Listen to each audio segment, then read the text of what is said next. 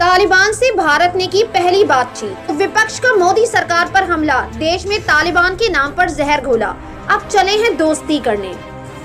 Qatar में भारत और तालिबान के बीच पहली औपचारिक बातचीत हुई है। तालिबान के अफगानिस्तान पर कब्जा किए जाने के बाद भारत ने आधिकारिक तौर पर तालिबान से बातचीत की। बातचीत की बात सामने आने के बाद से सरकार के कदम पर विपक्ष ने कड़ा रुख जताते हुए जोरदार हमला किया है। शिवसेना से राज्यसभा सांसद प्रियंका चतुर्वेदी ने तालिबान के साथ भारत की दोस्ती को लेकर सवाल खड़े करते हुए केंद्र सरकार को घेरा।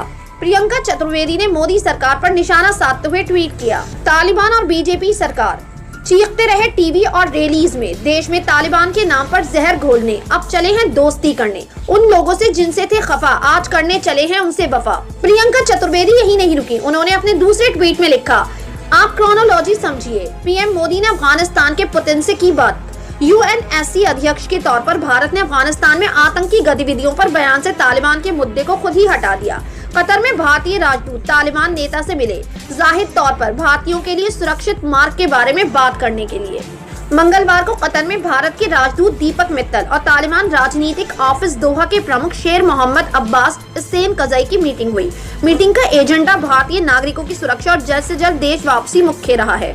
भारत की ओर से ये भी कहा गया है कि जो भी अफगानी अल्पसंख्यक भारत आना चाहते हैं उनको भी सुरक्षित तरीके से आने दिया जाए।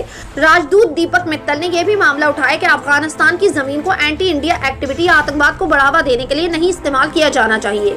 30 अगस्त को अमेरिका ने औपचारिक रूप से अपनी सेनाओं की अंतिम खेप को भी वहां से निकाल लिया।